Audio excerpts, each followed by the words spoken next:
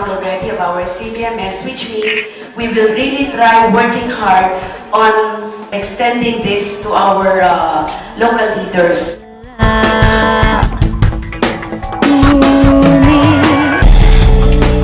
Nagsisikap para sa pangarap, may sakripisyo,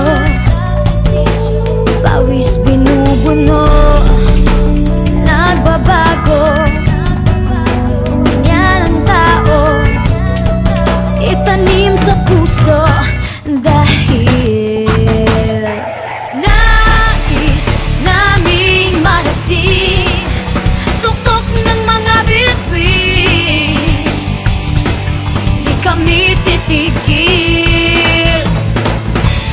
Papatunayan sa buong mundo, kaya-kaya natin to, di kami susuko. Nag-iisang damdamin ang aming aawitin,